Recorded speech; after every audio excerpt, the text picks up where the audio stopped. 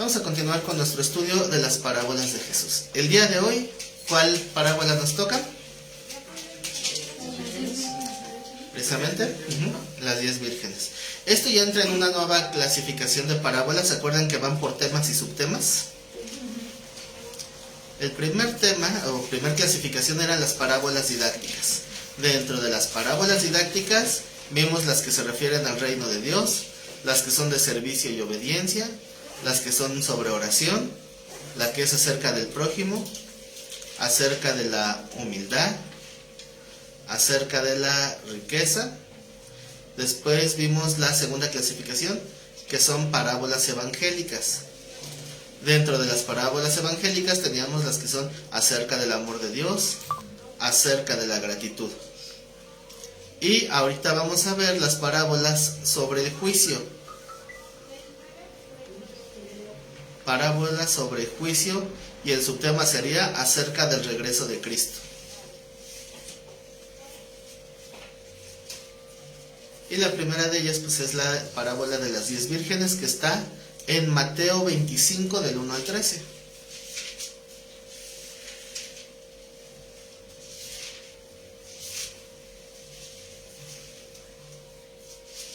¿Ya tienen el texto?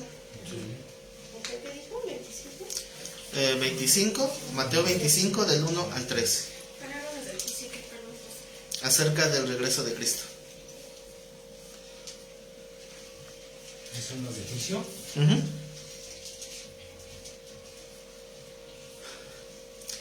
Bueno, entonces, ¿se acuerdan cuál es el contexto por el cual se dio esta parábola? ¿De qué trata el capítulo 24?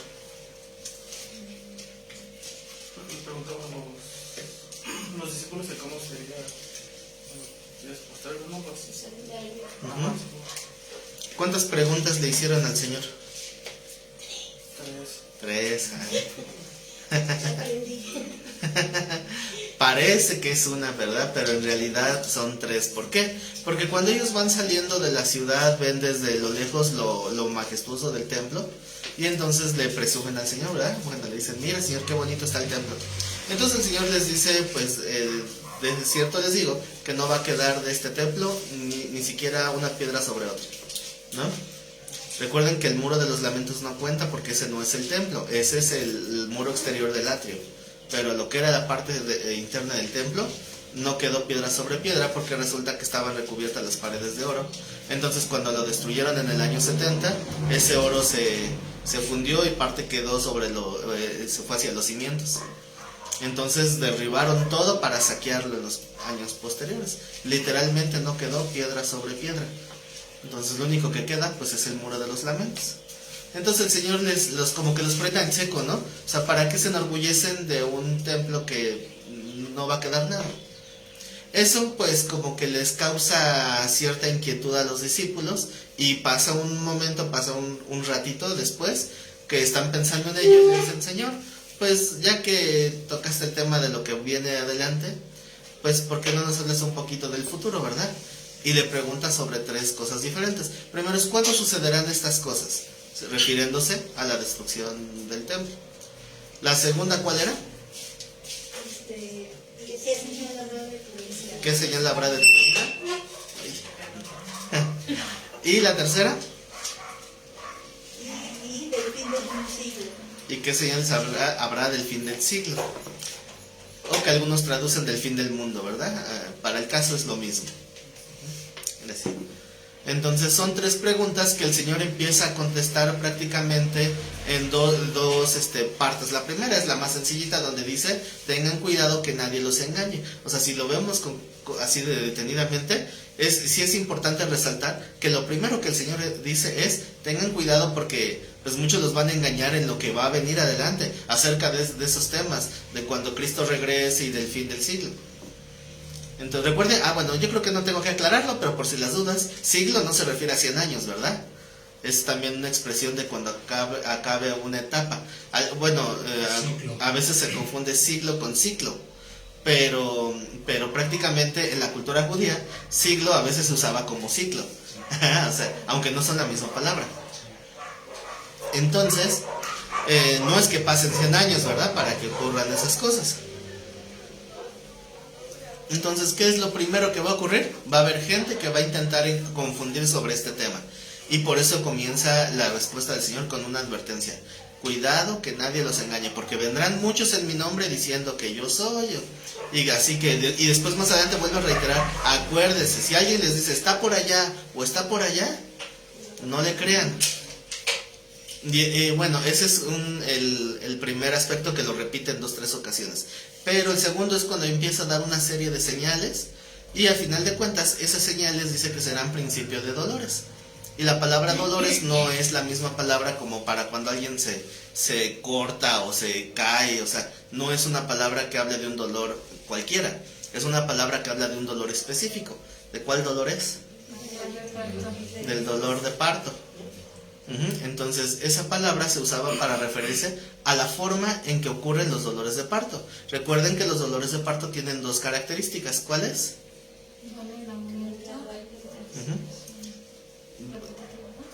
Sí, que va aumentando, pero ¿aumentando de qué?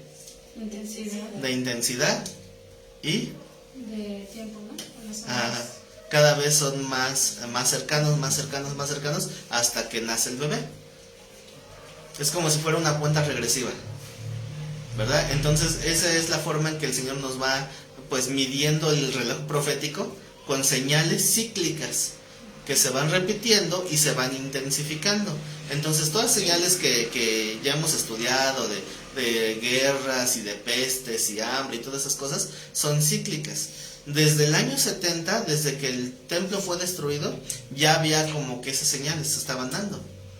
Pero eran más esporádicas. Ahora ya son más... Y son más frecuentes y más cercanas. Además que no se habían cumplido todas y cada vez se van sumando más y más y más. Entonces ya ven que andaban diciendo que ahora que fue el eclipse, que ya era la luna de sangre. Bueno, la vez pasada que hubo otra luna de sangre también. Hasta Armando Alducin estaba diciendo, la primera luna de sangre que va a haber va a ser durante la Pascua. Y la segunda luna de sangre será durante la fiesta de las trompetas. Es decir, las 2 etapas de fiestas judías que son proféticas. Y ya estaba señalando que Cristo ya venía. Y bueno, pues se equivocó, ¿verdad? No llegó. Y eso no estoy hablando de su último tropezón doctrinal de hace poco. Ese estuvo todavía un poquito peor. Pero lo bueno es que corrigió. Y en abril el año que viene va a haber otro eclipse. Pero de oscuridad total. Y igual van a decir que ese es. Bueno, ¿qué tal? ¿Por qué es el Pascua? Sí. ¿Qué tal si sí es? Bueno, y si no fuera, de todos modos tenemos que actuar igual, ¿no? O sea, si sí viene el Señor el próximo año, ¿qué?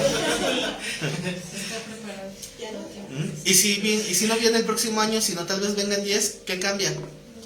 Pues ¿te confías? No, o sea, uno debe de estar igual preparado siempre ahí haciendo la voluntad de Dios. ¿Qué tal si nos vamos nosotros primero? Sí, igual y antes de que el Señor venga, nosotros vamos, ¿no? Nos llama antes. Y va a ser el resultado el mismo, de todos modos va a ser una confrontación con Cristo. Así que es lo mismo, ¿verdad? Por eso dice la Escritura que vendrá, así comparando la forma en que llega un ladrón en la noche. ¿Cómo llega el ladrón en la noche? La misma Escritura es explícita. Un ladrón no va a llegar a decir, estimado usuario, esta noche vamos a asaltar su casa. Favor de dejar la puerta abierta.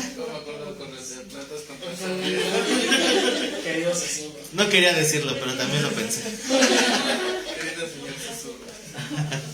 Vamos a visitarlo esta noche. Entonces, el ladrón no te va a avisar, ¿verdad? ¿Por qué? Porque trata de buscar el momento en que no lo esperes y pues esa hora es cuando va a llegar. Entonces es como para que nosotros comparemos la forma en que va a llegar el Señor, cuando menos lo esperan. Así que pues no hay que confiarse nunca. Pero bueno, todo esto es el contexto. Algunos le llaman a Mateo 24 como el sermón escatológico, que habla del porvenir. Recuerden que hay otro significado de escatología que nada que ver, Pero bueno, entonces todo ese es el contexto. Y aquí comienza con parábolas, al capítulo 25. ¿Se acuerdan de otras parábolas que hablan del reino? Una de la semilla de mostaza. La mostaza, la semilla de mostaza. ¿Te acuerdas cómo empieza? No, esa es otra. O sea, ¿no? Bueno, cualquiera que se acuerden del reino van a tener algo en común. Dicen, el reino de los cielos es semejante a. Ajá. Pero fíjense la expresión, es semejante a. ¿Qué es diferente en esta parábola? Lean nada más el versículo 1 y díganme qué es diferente. ¿Qué será? ¿Qué será? Es el futuro, ¿no? Me dicen, ¿qué será? Pues díganme qué será. Que está hablando precisamente del reino, específicamente del aspecto de cuando regrese el Señor. O sea, es el reino cuando Él venga a tomar este reino. Entonces, un aspecto diferente del reino, de las parábolas que vimos anteriormente del reino, pero en un área evangelística. Aquí estamos hablando del cumplimiento de una promesa de Dios de venir a reinar. Ya está establecido. Aquí es la culminación de que el reino se ha acercado, porque aquí ya literalmente viene el Señor. Esos son los últimos, como decirlo así, pasos para que se establezca en la tierra el reino de Cristo. Entonces, ese es el énfasis. Dice, entonces el reino de los cielos será semejante a 10 vírgenes que tomando sus lámparas salieron a recibir al esposo. Para poder interpretar mejor esta parábola, lo que es más obvio es que necesitamos comprender cuál era el parámetro cultural de lo que hacía la novia esperando al novio, ¿no? Para entender un poquito más la parábola. Bueno, recuerden que una parábola no habla de una doctrina general, sino es enseñar un área de la doctrina. ¿Sí me explico? O sea, hay cosas que tal vez no van a coincidir con todo. O sea, no le puedes dar un simbolismo a todo, porque la parábola quiere ejemplificar un punto. ¿Por qué digo esto? Porque alguien va a decir, o sea que se pueden casar 10 a la vez. Entonces, bueno, desde aquí vienen dos posturas de interpretación diferentes que no cambian en nada la interpretación, pero bueno, les voy a plantear las dos posturas. ¿Y ahora qué se traen por ahí? Dice que con trabajo si le quiere una, le digo, y eso dice que te quiere, porque quién sabe. Bueno, pues cada quien, ¿verdad? Dice uno, vi una publicación del Face que decía, mamá, ¿cuántas esposas puedo tener? Las que puedas mantener, mi hijo. No, pues me quedo con mi PlayStation. Bueno, cada quien sabrá, ¿verdad? Pero a ver, regresemos al tema mejor. Les iba a decir que hay dos interpretaciones por qué son 10 vírgenes. La primera interpretación es que en aquellos tiempos era tolerada la poligamia. Tolerada.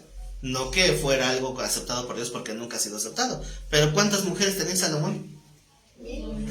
Casi le llega a las 1000 entre esposas y concubinas.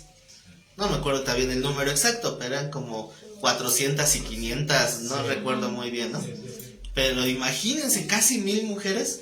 O sea, sí se la tomó en serio. ¿Cuántas puedo mantener? Y luego decían, ¿a poco sí tenía 400 baños en la casa de Salomón? Pues imagínense.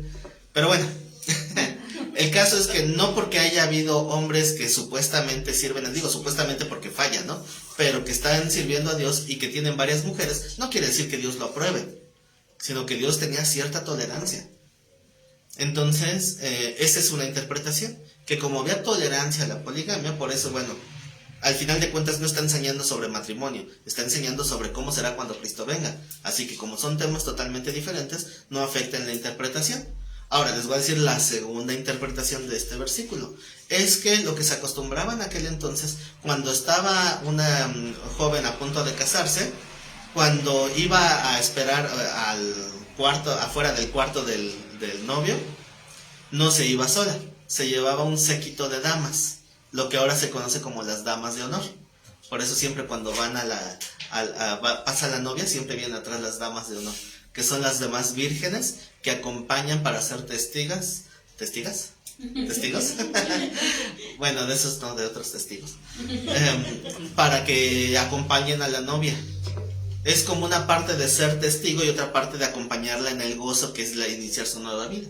Entonces, estas son las dos interpretaciones. Hay quien se ofende y dice, no, es que cómo se va a casar con 10.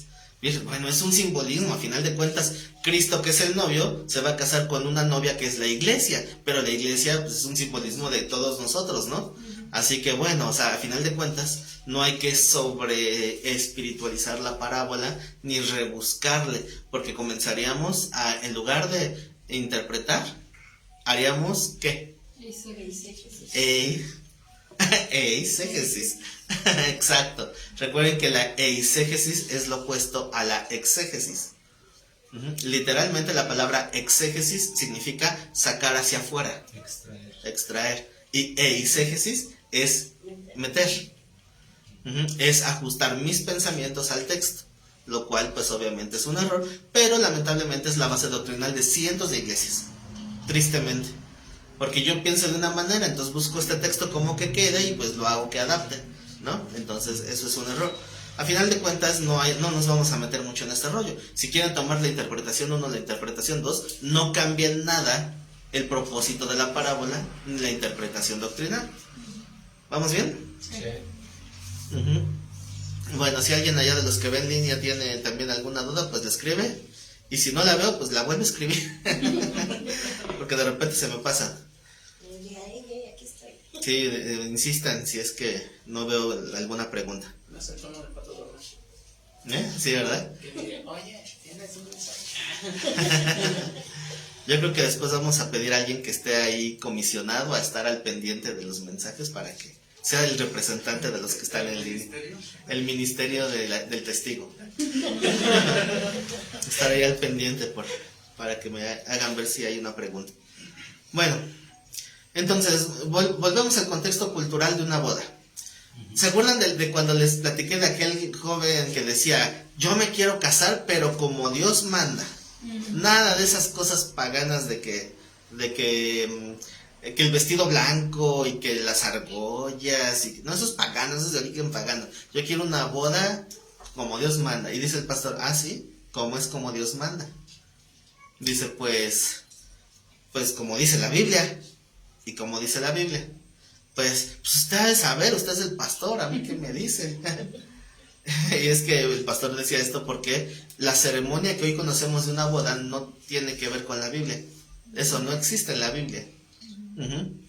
Bíblicamente hablando, doctrinalmente hablando, la boda se consuma cuando hay intimidad.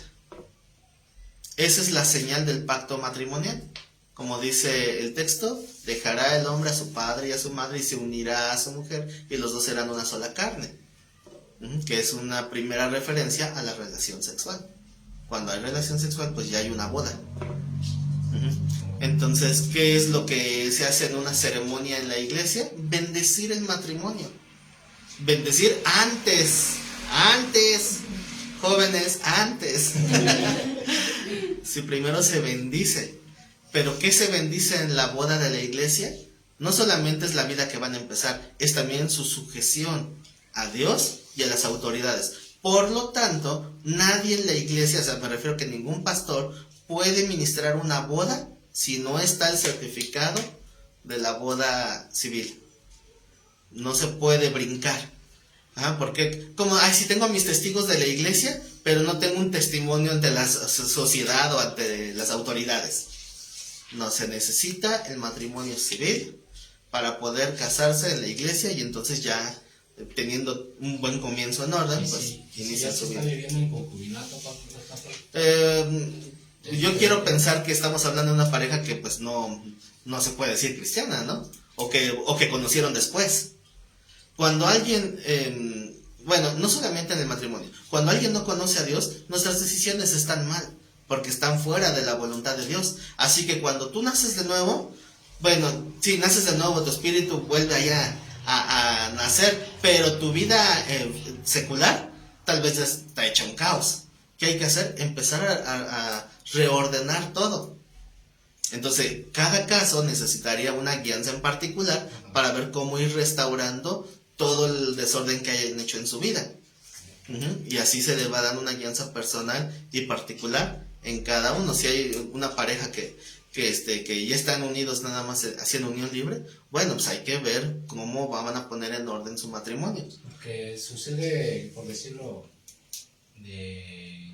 con un familiar, ¿no? Igual que su esposa ya tenía hijos y él no tuvo hijos con ella, pero ella era separada. O sea, tenía años que se había dejado, pero no le habían dado, ahora sí que no estaba divorciada. Entonces sí les decían ahí en la iglesia donde iban que sí era necesario que se casaran. Decía ella, no me puedo casar si no me han dado el divorcio. Sí, y dice, entonces no me quieren dar el divorcio, no me puedo casar con él. Entonces ahí era como lo ponen como un obstáculo también, sí, para seguir, ahora sí que asistiendo a la iglesia, ¿no? Sí, y es que lamentablemente en muchos casos el mayor tropiezo se llama el pastor, tristemente, porque muchas veces les falta como que discernimiento, porque hay cosas que necesitan ser discernidas. No, o sea, porque la Biblia no te va a decir específicamente, mira, si tu matrimonio está en esta condición, entonces esto y esto. La Biblia nos da principios y nosotros tenemos que saber aplicarlos conforme a la sabiduría que Dios nos dé. Pero si al pastor le falta sabiduría, saber discernir lo que es usted, sí. Entonces pues va a salir peor, ¿verdad? ¿Sí supieron lo que pasó, el escándalo con MacArthur? Sí. De que una mujer acusó a su esposo de violencia y la iglesia pues apoyó al varón. Y al final, o sea, le decían a esta mujer que tenía que quitar su denuncia porque lo demandó. Entonces quita la denuncia y reconcíliate con tu esposo. ¿Cómo? Si abusa físicamente de mí y de mis hijos, ¿cómo? No lo puedo permitir. Pues total que de ahí no lo sacaron. Y cuando el otro terminó en la cárcel, porque las autoridades civiles sí lo encontraron culpable y lo llevaron a la cárcel, la iglesia apoyó al que estaba en la cárcel. Pero a la mujer la exhibieron públicamente, y está el video, yo vi el video, donde MacArthur públicamente la excomulga, que ya no sea considerada como parte de la iglesia. Y el testimonio de esta mujer es, el pastor jamás ha querido hablar conmigo. Personalmente nunca he escuchado mi versión de los hechos. Entonces, como que, o sea, MacArthur es un hombre que tiene un testimonio intachable y de una buena doctrina. Hay cosillas, difiero con él. Por ejemplo, él está en contra de que la mujer predique y cosas así. Pero son cosas mínimas. En general tiene una buena doctrina. Y sale con cosas así. Bueno, no es por acusarlo a él, pero él tendría que dar una explicación pública y hasta ahora no lo ha hecho. Y no es lo único que dijo en un video, porque, bueno, mi intención no es agredirlo ni atacarlo, pero hay muchos videos que han hecho hablando de él, de esa mala actitud. Y él lo único que hizo fue en una prédica, también así decir como que, sí, muchos hacen sus videos en internet y me atacan, pero yo les amo en el amor de Cristo. Y el montón de comentarios, amén, qué sabiduría, o sea, uno tiene que presentar defensa, ¿no? Dar su apología, pero no. Entonces, lamentablemente, por mucho que haya conocimiento bíblico, a veces el discernimiento nos falla. Entonces, lamentablemente, los pastores a veces son el tropiezo para que no se lleve a cabo una buena restauración familiar. ¿No? En alguna ocasión a una hermana, a una pareja, un matrimonio, le dijeron que para que pudieran tener paz en su matrimonio, y estaban relativamente bien, problemillas, pero estaban bien. Le dijo el pastor, tienen que ser totalmente honestos unos con otros. Así que se van a sentar uno frente al otro y se van a confesar lo que se han hecho. ¿Cómo creen que terminó eso? Lo peor, en divorcio. Se divorciaron, ¿por qué? Porque, es que, ¿te acuerdas de tu amiga fulanita? Pues, ¿qué crees? Que te fui infiel. Sí, pues yo también con fulanito, y así y el pastor dan ganas de darle 2 que 3 imposición de manos, ¿no? Pero, bueno, Dios le va a demandar eso a los pastores, nos va a demandar. Pero por eso es que hay que tener temor de Dios, porque ese es el principio de la sabiduría, para tratar de guiar lo más apegados a la voluntad de Dios que se pueda. Entonces cada caso es diferente. Siempre que hablamos de problemas matrimoniales, siempre tiene que ser de una manera particular. No es de que una resolución aplique para todos. Porque si alguien dice, me quiero divorciar, ¿por qué? Porque siempre que le hago de cenar a mi esposo me dice que cocino feo. eso no justifica. Pero si dice el pastor, no, tú no te tienes que divorciar porque la voluntad de Dios es que el matrimonio sea hasta que la muerte los separe. Así que no lo puedes dejar. Pero pastor, es que, mire, ya mi ojo morado y siempre me da mi buena zapatería. Ni modo, eso dice el Señor, aguántate, toma tu cruz. No, eso no dice la Escritura. Todo se puede sustentar, ¿no? Pero obviamente no es el tema ahorita. ¿Y por qué me desvié tanto del tema, por cierto? Estamos hablando del matrimonio. Antes de que se casen las vírgenes. Antes de que se casen, para que sepan en lo que se meten. Entonces ya me acordé que íbamos con todo esto a cómo era una boda bíblica, ¿verdad? Es una señal. Bueno, sí, a lo mejor Dios les está hablando a los jóvenes. Pero sí, con entonces si nos casamos por la iglesia no es válido, pero no lo entiendo. Si es válido si se casaron por la iglesia, Con entonces nos casamos por la iglesia, ¿no es válido? se referirá a la católica. Yo supongo. Bueno, ¿cuántos matrimonios conocen que se casaron en la iglesia católica y se tengan que recasar en la iglesia cristiana? Pero muchos sí lo hacen así. Algunos lo hacen, pero en general no. No es lo mismo que, por ejemplo, con el bautismo. Es bien diferente. Ahí sí no vale el bautismo de bebé. Sí. Pero la boda sí vale. ¿Por qué? Porque se están presentando delante de Dios y al final de cuentas es una bendición. Aunque haya sido en un ambiente no muy sano doctrinalmente, pero a final de cuentas fue delante de Dios. Y lo que marca el matrimonio, ya les dije lo que es, ¿verdad? Es la noche, el estar juntos. No en sí la ceremonia en sí misma. Pero bueno, si alguien quiere volverse a casar, no tiene que hacer una fiesta. Simplemente es hacer una pequeña ceremonia, o sea... Vamos a hacer unas carnitas y nos invitan. Así que no se nos invita, ¿no? Sí. Total, un mole nunca nos cae mal, ¿no? Así no es kosher. Entonces, a final de cuentas, lo que importa no es la fiesta, porque de repente si hay un matrimonio que dice, es que yo estoy en unión libre, pero quiero hacer la voluntad de Dios, pues entonces cásate. Primero por lo civil, pues no está tan caro como otros gastos, ¿no? O sea, sí se puede hacer ese esfuerzo. Y después, cásate en la iglesia como presentando tu matrimonio delante de Dios. Porque pues es parte de organizar tu vida, reordenar tu vida. Si dicen, es que no me puedo casar porque no me divorcié de mi matrimonio anterior, bueno, entonces vamos a ver de una manera ya más particular cómo puede irse dando. Por lo menos empieza con tu trámite y ver la situación, a ver por qué te quieres divorciar, porque a veces no es tolerado el volverse a casar, pero esos ya son temas de otro día. Ajá, sí, temas más particulares. Sí. Bueno, regresando al tema de la parábola.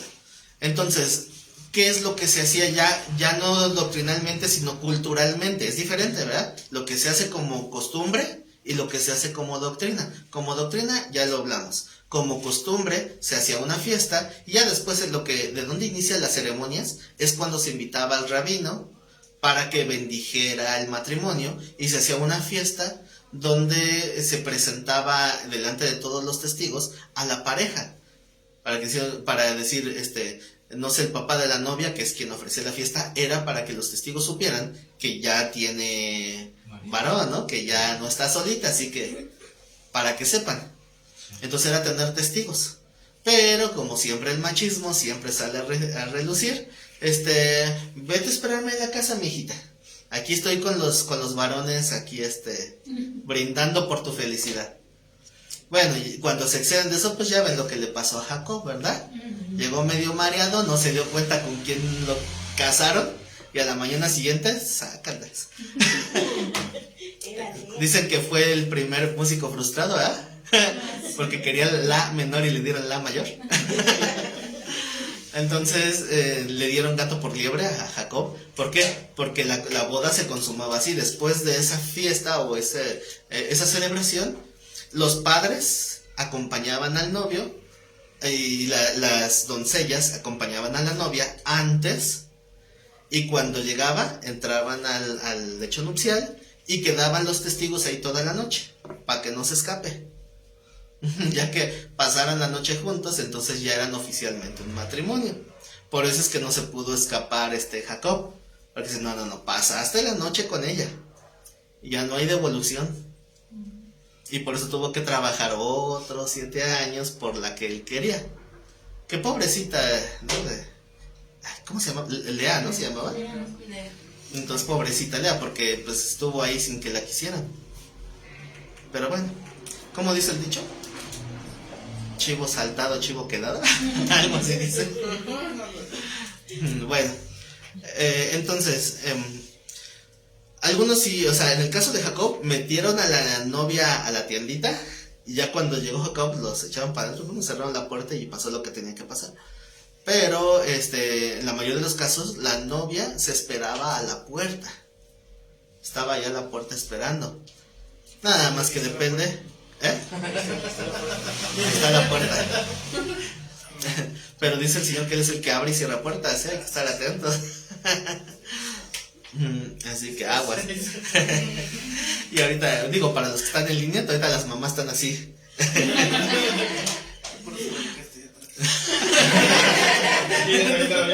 Pero ya está.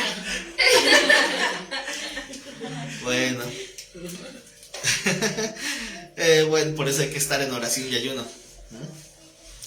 Entonces, llegaba el novio, pero el novio no tenía una hora de llegada. Era hasta que él quisiera. O hasta que se acabara el vino, lo que pasara primero. ¿Por qué creen que en las bodas de Caná no se acabó la fiesta? Porque llegó el Señor y les proveyó el vino. Entonces, bueno, ya saben esa historia. Entonces, bueno, sí queda claro el contexto cultural y doctrinal de la boda. Sí. No es el tema, pero es necesario saberlo para interpretar. Sí. Para interpretar la doctrina. Entonces llegaron las 10 vírgenes, que de alguna manera nos deja ver que las 10 vírgenes iban a casar. ¿Por qué? Porque esta no es una parábola sobre el matrimonio, sino el esperar a Cristo como el novio, ¿verdad? ¿Sí estamos claros ahí, verdad? Sí. Bueno, 10 vírgenes que tomaron sus lámparas y salieron a recibir al esposo. Obviamente las lámparas son porque pues necesitaban luz en la medianoche. Salieron a recibir al esposo, no es porque ya hubiera llegado, sino era para esperarlo afuera.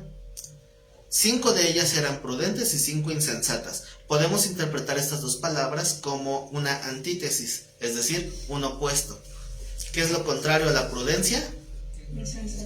Insensatez. Lo curioso es que tanto prudencia como insensatez son dos conceptos que tienen pequeñas variaciones en su significado. ¿Qué significa ser prudente? Ser sensato. ¿Estar preparado? ¿Ah? ¿Estar preparado? No. Oportuno. Oportuno. ¿Cómo describimos a una persona que es prudente? Todavía en el momento correcto. La prudencia es actuar o hablar de la forma correcta en el momento correcto. O sea, la forma y tiempo, ¿verdad? Sí. Lo correcto en el tiempo correcto. Eso es la prudencia. Por lo tanto, la imprudencia pues queda obvio, ¿verdad? Bueno, pastor, aquí también la lámpara tiene un significado, ¿no? Sí. Pero ahorita vamos a ese punto. Entonces, ¿qué es lo contrario de la prudencia? Pues la imprudencia. Bueno, ¿qué significa imprudencia? Precisamente no saber reconocer ni los tiempos ni las formas. Es como cuando algunos quieren señalar a alguien que es idólatra, que tiene fe en un amuleto, por no ser muy así explícitos. Vamos a imaginar que alguien tiene un amuleto y confía más en su amuleto que en Dios mismo. Como algunas personas, que espero que aquí no haya de esos, pero hay gente que guarda $1 en la cartera para atraer dinero. Ya lo voy a quitar. Bueno, cuando lo quieras tirar, aquí va a haber una cajita. Ahí lo puedes tirar.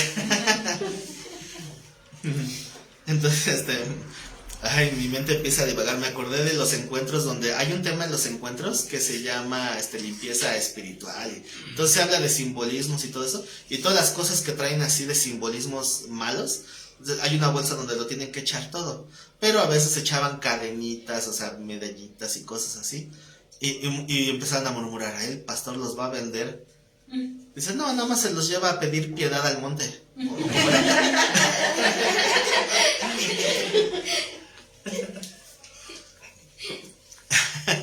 Bueno, esas cosas normalmente cuando se pide algo así se destruye enfrente de las personas. Sí, se debe de. Ujú.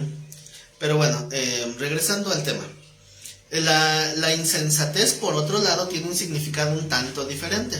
¿Qué significa la sensatez? Sensatez, ¿qué es ser sensato? Pensar antes de actuar. Es el que piensa antes de actuar, exactamente. Se dan cuenta, va de la mano con la prudencia. Va de la mano, pero tiene una pequeña variación en el significado, ¿verdad? ¿En qué momento se acaba la sensatez? En muchas ocasiones es cuando hay furor, o sea, cuando te hacen enojar. ¿Sí han leído que la ira del hombre no qué?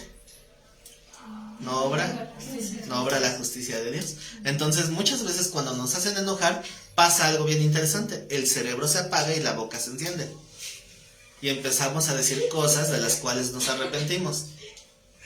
Y después andamos, híjole, ¿por qué dije eso? Y de repente si alguien te hace enojar y te desquitas y lanzas algún insulto, y aunque después dices, híjole, creo que me pasé. Ya lo hablaste, ¿verdad? Ya heriste a alguien. Casi siempre pasa cuando en el matrimonio se enoja alguno de los dos y terminan allá. Primero empiezan con palabras y terminan con el sartén y con todo lo que tengan a la mano. Pero es eso, cuando hay furor, se pierde la calma y el cerebro se apaga. Y eso se vuelve insensatez. Pero la palabra insensatos ya ven que se traduce a veces de otra manera. La insensatez, a diferencia para marcar más la diferencia con su opuesto, se compara con lo que la Biblia llama el espíritu de estupor. ¿Se acuerdan qué es eso, no? Sí. El estupor se describe como un vapor que impide ver lo que hay adelante, pero el estupor es cuando uno avanza a pesar de que no ve claro. Es no entiendo, no discierno, pero ahí voy y actúo. Las riegas. Eso es insensatez. Pero en español se traduce de otra forma también. Sí. Yo creo que no tengo que decir la verdad. Ya lo saben. Pero tiene que ver con el estupor. Ajá, entonces, el ser imprudente, por lo tanto, se vuelve estupor.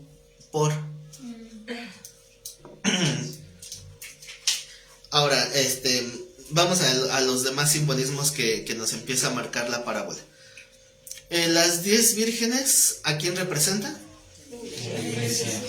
A la iglesia, porque son las que están esperando al novio, ¿verdad? Y en todo el contexto del Nuevo Testamento, incluso partes del Antiguo, se ve a Cristo como el novio de la iglesia. Hay por ahí un texto, ahorita no recuerdo bien dónde está, pero por ahí hay un texto en el Antiguo Testamento donde dice el Señor, llegará el día donde no me llamarás Señor, sino esposo. No me acuerdo, la verdad, ¿para qué les miento? No me acuerdo ahorita. Ajá. Sí, ahorita si lo encuentras me dices. Entonces, si le pones buscar ahí por palabra, es más fácil si pones la palabra Baal y que esa es la palabra que se usó. Entonces, entonces yo creo que no hay problema en entender ese simbolismo, ¿verdad? Cristo es el novio, la novia es la iglesia. ¿Por qué el simbolismo de que él se va a casar? Porque un matrimonio es una unión hasta que la muerte los separe. ¿Sí o no? Sí, en Oseas. ¿Sí? Oseas 2. Así, 2, 17, 18, 19. Ah, bueno, pues ahí lo pueden checar. Me llamarás marido mío y no me llamarás más Baal mío. Dice, eso sea 2:16. Oseas En 2:16. aquel tiempo dice Jehová, me llamarás Ishi y nunca más me llamarás Baali. Que significa esposo, me llamarás esposo. O algunas traducciones lo dicen novio o prometido. Bueno, pues el concepto es el mismo, ¿verdad? Se entiende lo que quiere decir.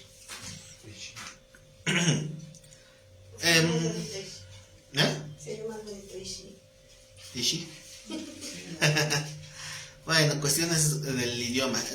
Igual si estudiamos estas palabras tienen trasfondos más profundos, por eso no se tradujeron. Siempre que ven una palabra que no se tradujo es porque tenemos que estudiar el trasfondo de esa palabra.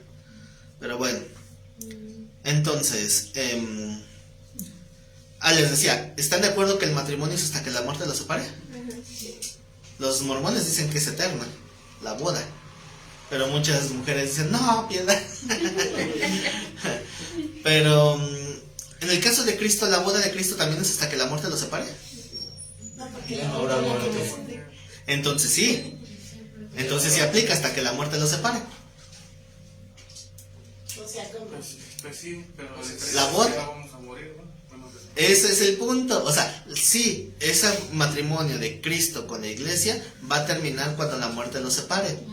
Pero resulta que ya no va a haber muerte en ese momento. Porque la boda es justamente antes, justo un segundo antes de la boda del Cordero. Es cuando los del arrebatamiento y los de la resurrección, ambos grupos adquieren algo que es un cuerpo incorruptible. Por lo tanto, ya no hay muerte. Así que sí, puede aplicar. Nos vamos a casar con Cristo hasta que la muerte nos separe. Ah, pero no va a haber muerte.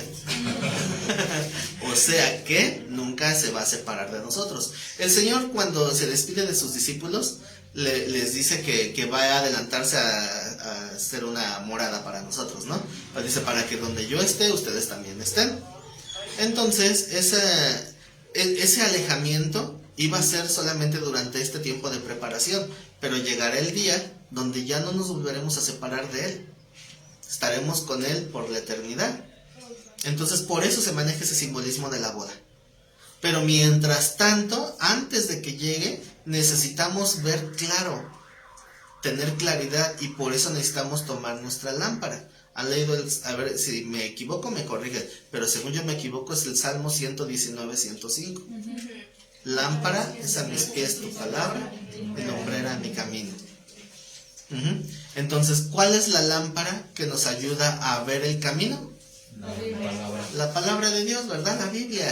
Esa es nuestra lámpara. Pero si nosotros vemos en el ejemplo literal de una mujer que está esperando a su prometido afuera de la casa con una lámpara, ahorita tal vez visualicemos la lámpara del celular, ¿no? Vamos a contextualizarlo a nuestro tiempo. Estás con tu celular.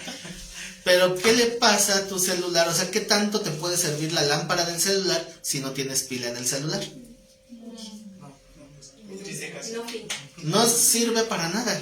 De la misma manera, de nada te sirve tener una lámpara de aceite en aquel entonces si no tiene aceite. No alumbra.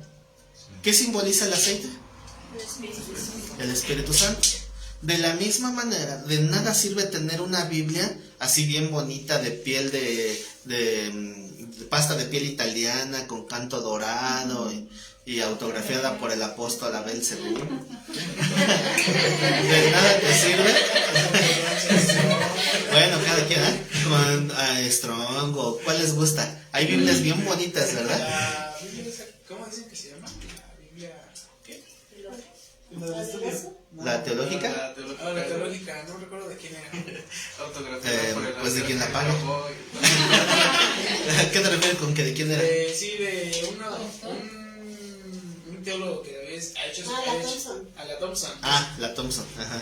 Si es que la que se llama así Biblia teológica es de varios, aportaron varios teólogos, por eso solamente teológica. La Thompson, pues es de las más famosas, la Scofield. Bueno, porque estos teólogos han aportado haciendo comentarios, ¿verdad? Sobre algunos textos para interpretar mejor. Pero bueno, la mejor Biblia que quieras. De nada sirve si no tienes al Espíritu Santo.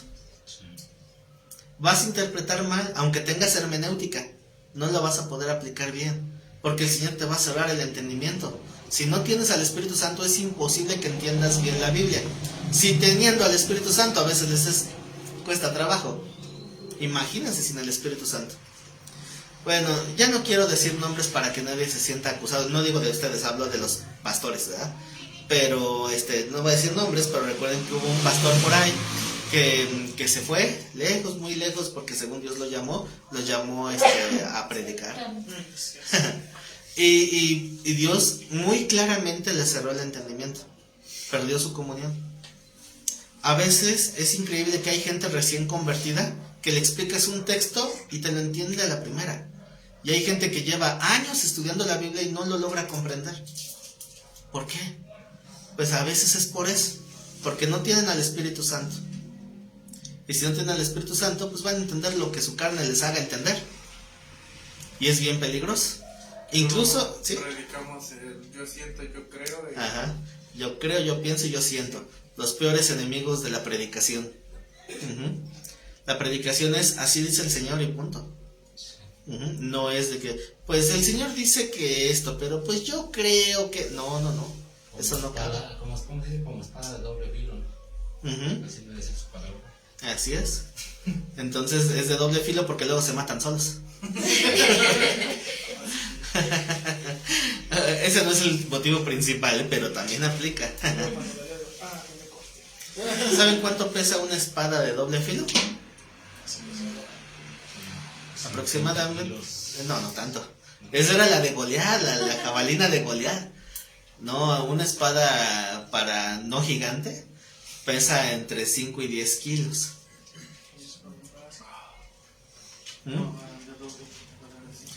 Pero dale una espada. Es más, voy a traer una, yo tengo una. Voy a traer una para que la tomen en la mano y vean. O sea, se necesita fuerza. Tengo una espada de las que se usan en mi pueblo. ¿Sí? Bueno, me dice que me la voy a traer para no venir ese día. ¿No son espadas esas? No se vaya a enojar. ¿No son espadas esas, pastor? No. La katana de madera. La katana de madera. Yo tengo esa. Bien. Pero es más ligera la madera. Sí. Entonces, pequeño breviario cultural. Antes de la espada de dos filos, la mejor espada era la de media luna, la tipo árabe, la que está así como luna. ¿Por qué? Porque la parte más ancha le daba más firmeza y también le hacía que cortara mejor. Pero el problema es que esa nada más servía para herir. Pero porque si esa se enterraba, a la hora que penetraba la piel, la parte más ancha pues ya no dejaba que entrara hasta el otro lado. Entonces hería de muerte, pero la de dos filos mataba al momento. O sea, no dejaba muchas veces tiempo para que agonizara el enemigo o se salvara. Porque por eso dice la comparativa de la Biblia, que la palabra es como una espada de dos filos que llega hasta el tuétano. Es decir, no la puedes frenar con nada. Entra, pero lo que le da la firmeza a esa espada es que tiene una forma tipo diamante. Es decir, la parte central es la parte más gruesa a lo largo de toda la espada, lo cual la hace más pesada, pero muchísimo más efectiva. Entonces puedes golpear de ida y puedes golpear de regreso. La espada de luna no, golpeas de ida, giras la espada y golpeas de regreso. Entonces era un gran avance militar esa espada de doble filo. Entonces fue casi a la par del desarrollo del arco y la flecha. El arco y la flecha fue el mayor avance tecnológico en la guerra, pero la espada de dos filos era la de cuerpo a cuerpo, era lo que hacía ganar una batalla. Por eso la Biblia lo compara de esa manera. Ahora, ¿qué pasa si tú le das esa espada que tiene doble filo a un niño de 3 años? Se mata. Y es lo que pasa cuando un neófito agarra la Biblia y quiere predicar. Solito se mata y mata a todos los demás espiritualmente. Por eso no predico. Por eso Pablo le decía a Timoteo, cuídate de ti mismo y de la doctrina. Era por eso, porque un neófito con la Biblia es más peligroso o igual de peligroso que Satanás mismo, porque puede perder a muchos. Y si ese neófito habla con seguridad, peor. Hay gente que puede predicar bien y es que el Señor dice, bueno, yo creo que dice así y puede hablar la verdad. Y va a decir, no le creo. Ni él se la cree. Pero si llega alguien con mucha seguridad, como hay cierto predicador por ahí que dice, es que Dios me ha revelado que el texto dice de la Biblia, todo lo que pidas con fe y sin dudar te será hecho. Y a mí el Señor me reveló que entonces yo puedo orar porque las almas del infierno salgan. Porque dice que todo lo que pidamos. Y si dice todo es todo. Y yo lo creo. ¿Quién dice amén? Cri, cri, cri, cri. Qué bueno que aquí no dicen amén a eso. No, pero sí decíamos. Lo bueno es que se arrepintieron.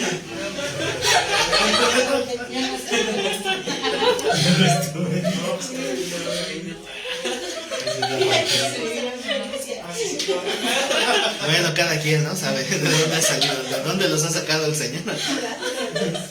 Pero hay gente que sí, ¿verdad? Todo eso lo apoya. ¿Por qué? Porque si la persona habla con tanta seguridad y firmeza, y si le echa un poquito de feeling, ¿no? Y si dice, no, es que estaba yo leyendo la Biblia y al yo ver la maldad de este mundo, entonces había una carga tan fuerte en mi corazón que me conturbé en mi espíritu y entonces estaba llorando. Sí, empieza el violín. Y entonces La canción más triste. y después una luz entró por la ventana y me iluminó y me dice, tú eres mi siervo, yo te he elegido hoy y eres rey y sacerdote, así que declara, decreta, haz lo tuyo. Y así la gente, y ahí va la gente, y la gente que está oyendo, como ve el predicador con tanta efusividad y emotividad, ahí está también ahí llorando.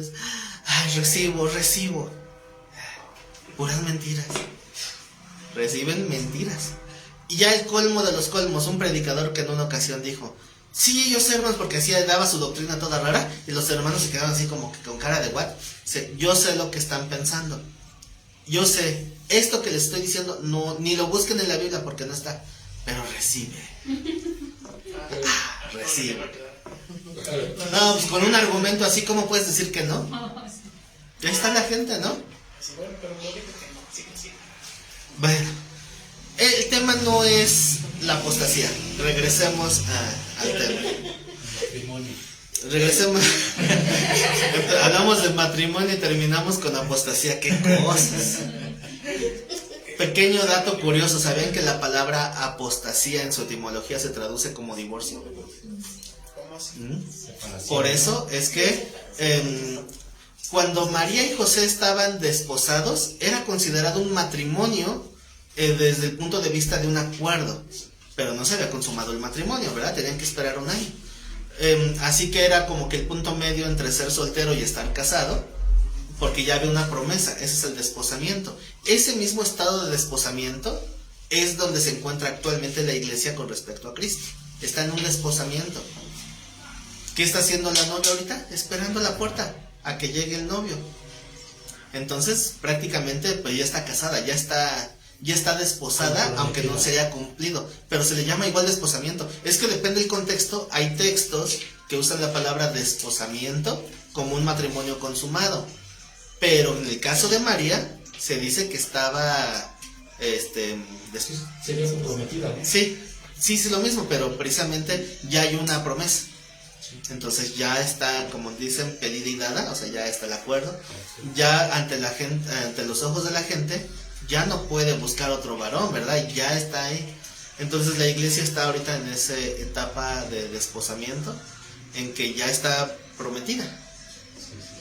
Así que si María hubiera pecado como creyó José al principio, eso también sería considerada infidelidad o como una causa de divorcio. Y si lo aplicamos a la iglesia, es apostasía. Alguien que ya está desposado o sea, como parte de la iglesia con Cristo, y después se aparta de la palabra de Dios, eso es apostasía, y eso también es adulterio espiritual.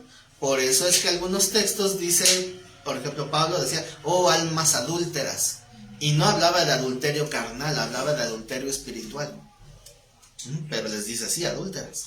Por eso. Bueno, regresemos al tema entonces. Entonces decía,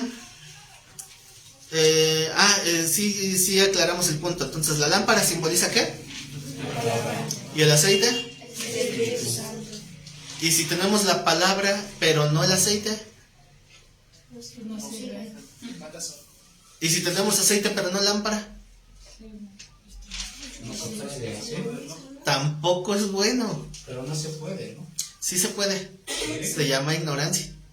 Una persona ignorante, o sea, ¿cuándo consideran ustedes que recibieron el sello del Espíritu Santo? ¿Cuando les abrió el entendimiento? Cuando nacen de nuevo, así dice la palabra, ¿eh? Cuando escuchamos el Evangelio de Salvación y creímos en él, fuimos sellados con el Espíritu Santo de la promesa. Así dice el texto, ¿no? ¿Cuánto tiempo pasó entre que fueron sellados del Espíritu Santo y el tiempo que pasó cuando se dieron cuenta de que estaban sellados por el Espíritu Santo? Digo los años más. Digo los años más. Entonces, el espíritu estaba, el aceite estaba, pero no tenían el conocimiento. Entonces, sí se puede hacer sellado por el Espíritu Santo y estar completamente ignorantes. Entonces, cuando nosotros acabamos de acercarnos a la iglesia, somos más ignorantes. O sea, la ignorancia nunca se nos va a acabar. O sea, acéptenlo de una vez. Sí. Todos somos ignorantes porque nadie lo sabe todo. Sí. Entonces, nuestra lucha es cada día ser un poquito menos ignorantes. Entonces, por eso es que cuando vas a hablar o predicar o enseñarle a alguien, no vas a hablar de toda esa ignorancia, vas a hablar de ese pequeño campo de conocimiento que sí tienes, no del que no tienes. Entonces, ¿ya nacieron de nuevo? Significa que saben cómo funciona lo del nuevo nacimiento, ¿no? Y si tienen el conocimiento, puesto que nacieron de nuevo, eso es lo primero que tienen que compartir. Entonces, si llega uno que le están predicando y dice, oye, pero háblame de los 7 trompetas del Apocalipsis y los 7 sellos. Si lo sabes, ten cuidado al hablar, pero si no lo sabes, no hables. No la vayas a regar. Habla de lo que sí sabes, no de lo que no sabes. Entonces, nuestro conocimiento cada vez tiene que ir siendo mayor y por consecuencia nuestra ignorancia menos. Ajá, entonces, hay una proporción inversa de nuestra conciencia de ignorancia al conocimiento que tenemos. ¿Sí me explico? Hay una relación inversamente proporcional de nuestra conciencia de nuestra ignorancia conforme a nuestro conocimiento. Se los voy a decir en palabras más simples. Mientras más conoces, más cuenta te das de lo ignorante que eres.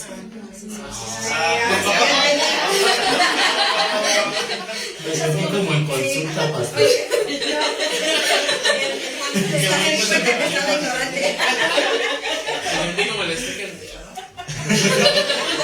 Me sentí como en una consulta.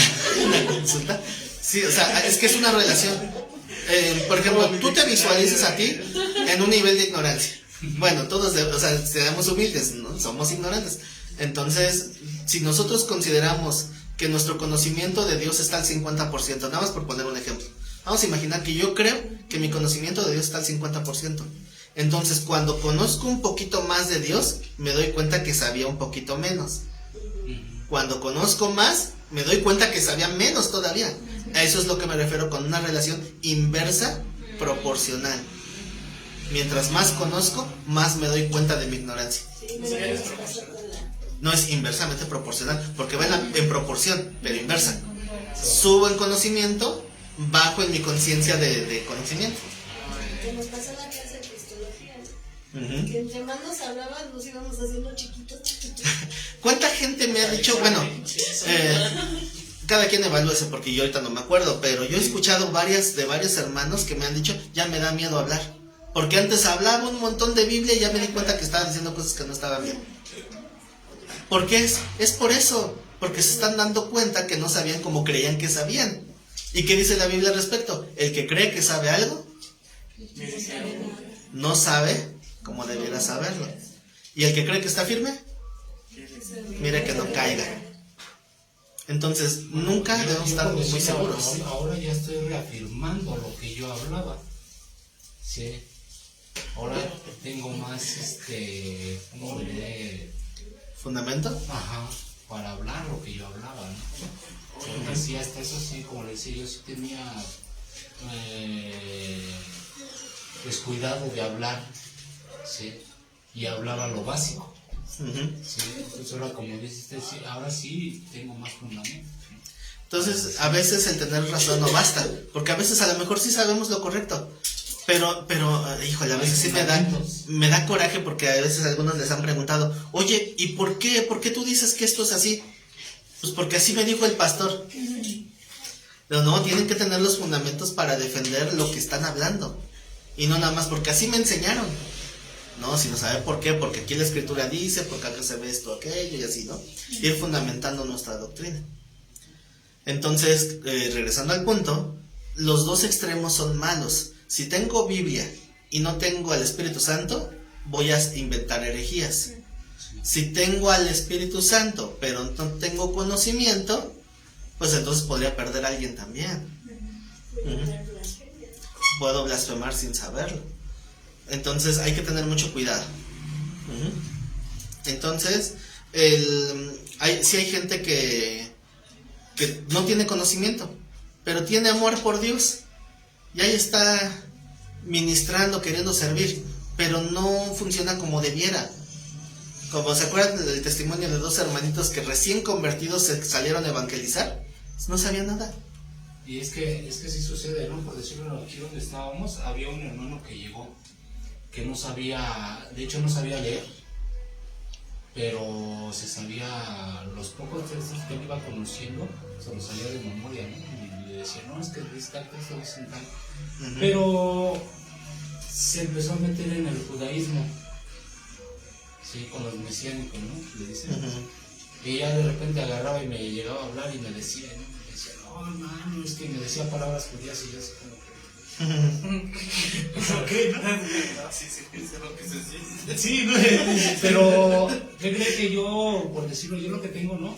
Es que cuando me empiezan a hablar y me empiezan a reprender, por decirlo así, yo me da risa, pero no porque me burle, sino porque digo, tienes razón, ¿no? Pero por decirlo, la vez que me sucedió con él, de que me estaba diciendo ciertas cosas y me dije, bueno, sí tienes razón, ¿no? Se molestó. Entonces así ya cuando me llegaba a hablar y me decía, no, es que estas que traen los judíos, ¿no? ¿Cómo se llaman? No, el flaco, ¿no? Las flaquitas. Es que no, que tú lo debes de traer, es que no, que tú debes de guardar para tu mujer y que no sé qué. Tenía que hablar tú, no sé. Me dice, ¿no? Pues yo le decía, no, pues sí. Pero desgraciadamente se pierden, ¿no? Por querer aprender cosas que no. Se pierden en conocimientos que no están bien interpretados. Exactamente. Sí, así les decía que tenía que hablar todo mugroso para que nadie se fijara en él. Para que nadie se fijara. No, dices, no, anda uno todo mugroso, las mujeres no se van a fijar, pero tampoco su esposa. Por cierto, mugroso, pastor. Bueno, eso ya es cuestión que tendrán que hablar ustedes dos.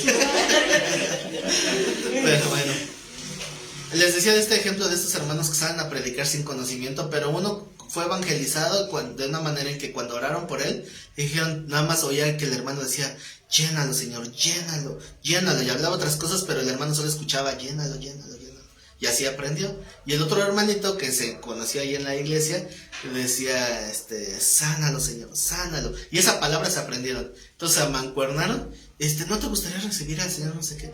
Sí, vamos a orar por ti, llénalo, sánalo, llénalo, sánalo, y esa era toda su oración. Bueno, y a pesar de eso, al ver la fe con la que oraban, bueno, atrajeron a mucha gente al evangelio, pero en ignorancia. Entonces, no porque algo sea respaldado por Dios significa que esté bien. Recuerden que las cosas no salen bien gracias a nosotros, sino a pesar de nosotros. Y muchos malinterpretan aquel texto que dice que no penséis lo que habéis de hablar, porque el Espíritu Santo les dará palabra. Y no, o sea, porque la letra mata. Sí, te mata la ignorancia.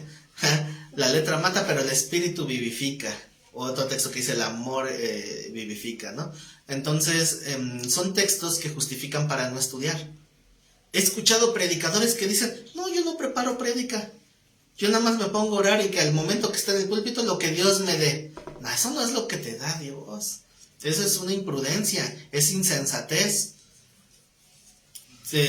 Para saber si por lo menos trae algo de aceite, a lo mejor ni aceite trae, menos palabra. Y también es que cuando yo venía para acá en el camino, así escuché un predicador, venía en el camino para acá hacia la iglesia, yo estaba, Señor, ¿qué quieres que les hable? Oye, 5 minutos antes del culto. Y entonces, el Señor me recordaba de aquel día en que Dios trató así conmigo, así que les empiezo a hablar, y esa predicación empezó hablando del amor de Cristo y terminó hablando de los jinetes del Apocalipsis, literal. O sea, no tenía ni pies ni cabeza. Mejor baja la prédica de oficio. Mejor piratearte una de internet, por lo menos tienes más chance de edificar. Por eso digo, tienen más chance, hay más oportunidad, ¿verdad? Por lo menos alguien ya habrá estudiado ese tema. Entonces, ¿qué es lo que dice la palabra? Que va a hacer el Espíritu Santo. Dice que nos va a recordar lo que Cristo nos ha enseñado. Pero si Cristo no te ha enseñado, ¿Qué te va a hacer recordar? Cuando dice que Él nos mostrará, no quiere decir que de una manera sobrenatural nos va a inyectar conocimiento. Entonces, ¿para qué se escribe la Biblia? Mejor que el Espíritu Santo me dé el conocimiento, ¿no? Y entonces, por decirlo de ese texto que dice que si no hablamos nosotros, las piedras hablarán por nosotros. Ah, pero esa es una manera de decir que Dios va a hacer su obra contigo sin ti. ¿Ah? O sea, si tú no eres un instrumento útil, no te preocupes, te deseché. Y de algún lado Dios va a sacar a quien responda al llamado. Si uno no quiere ir, llamará a alguna Débora. ¿Verdad? O sea, Dios va a levantar a alguien que sí quiera oír y que sí quiera ser utilizado. Porque Dios de todos modos va a cumplir su propósito. Pero pues si va a cumplir su propósito, mejor que sea con nosotros y no sin nosotros, ¿no? Así que entonces les decía del texto de que la letra mata. ¿Sí lo han leído? Si la letra mata en el sentido del legalismo. Si tienen la palabra y no tienen el espíritu, no va a haber discernimiento y van a poner cargas religiosas. Como eso que hablaba de los que están judaizando. Son cargas religiosas que realmente los están alejando de Dios.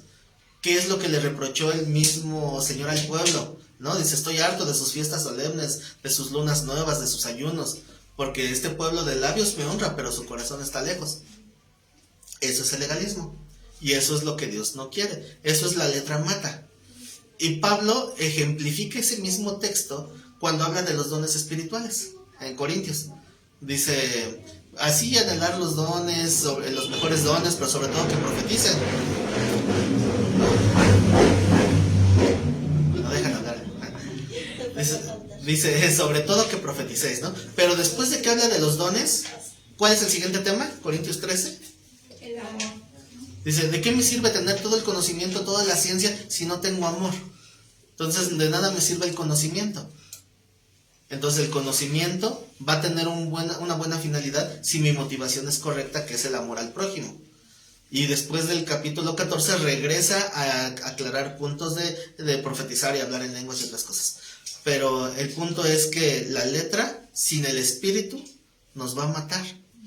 Si la letra la usamos en beneficio del prójimo, entonces, o sea, por tratando de bendecir, entonces sí hay edificación.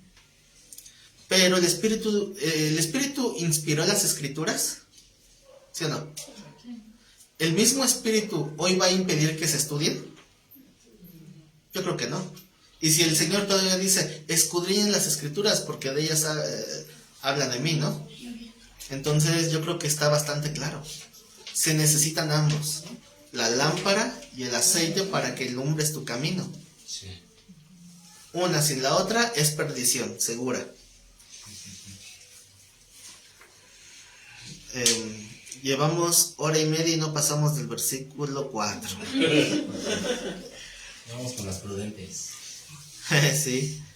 Si solo saben que damos 3 clases con el niño que todavía no nació. Sí, ¿verdad? Que no. Se nos murió la hija de Jairo, ¿se llega? Se nos murió la hija de Jairo. Bueno. Entonces, regresemos al tema. El versículo 4 dice que tomaron, más las prudentes, sí me quedé ahí, ¿verdad? Sí. Más las prudentes tomaron aceite en sus vasijas, juntamente con sus lámparas. ¿Qué pasaría si Dios te diera un llamado y que tú supieras que Dios te va a emplear para algo, pero no sabes en qué? ¿Qué haces? Prepararte, ¿no? Por lo menos esa fue la postura que yo quise tomar. En el momento en que yo tuve claro que Dios quería tratar algo conmigo, que Dios me quería usar para algo, y no, pues tengo que prepararme porque no sé qué va a querer Dios que haga. Entonces tengo que estudiar. Y voy con el pastor, le digo, pastor, tengo que estudiar. Y me dice, pues enséñeme.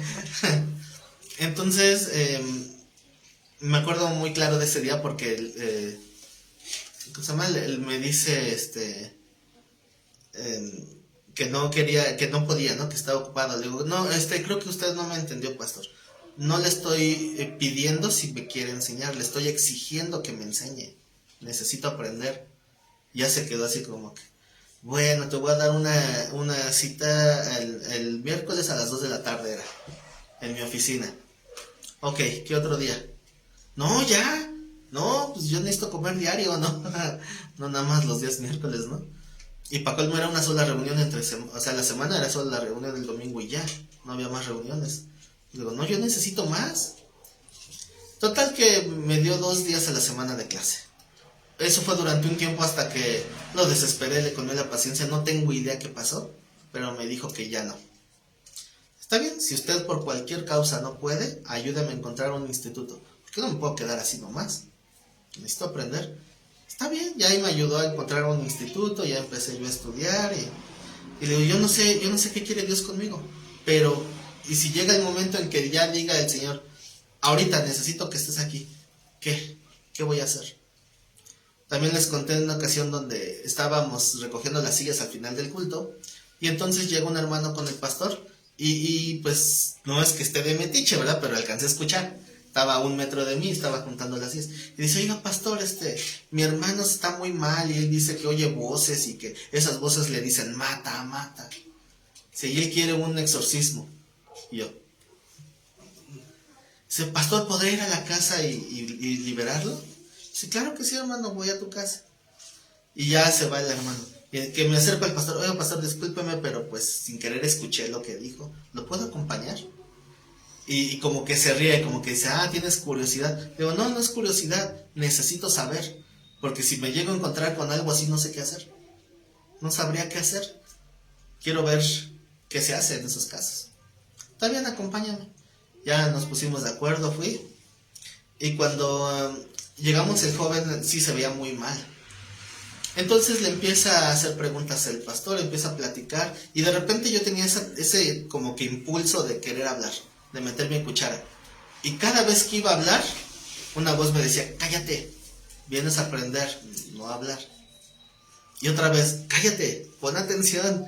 Y ahí estaba yo así, porque yo como que, pastor, ¿a qué horas vamos a empezar a reprender y atar y desatar? Y todas las cosas que se escuchan por ahí. Yo ya estoy listo aquí para la guerra espiritual. Sí. Y el pastor bien pasivo, a ver, abre tu Biblia, vamos a leer este texto. ¿Qué piensas de este texto? ¿Tú qué piensas? Y yo así, a ver, ¿a qué horas? ¿A qué horas empieza eso de la guacareada, ¿no? ¿Se han oído cuando dicen, jugamos al exorcista? ¿Cómo es eso? Tú me guacareas mientras yo te sermoneo. Entonces, total que pasó un ratito así hablando con él, oramos por él, dije, vamos a orar por ti. Y yo, ahora sí, ahí viene lo bueno. No, una oración muy tranquila, muy calmada, puso la mano en su cabeza, lo bendijo. Dice, bueno, pues mira, te voy a dejar unas lecturas, léelas, y si tienes dudas me hablas. Y yo, ¿qué? ¿Ya? Pero en varias ocasiones me acuerdo que estuve a punto de abrir mi bocota.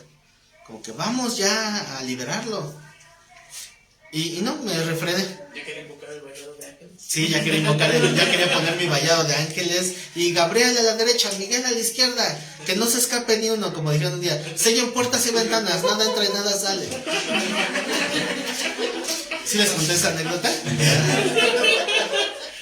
Bueno, de pura pena ajena, ¿no? Total que yo listo ahí para la guerra espiritual.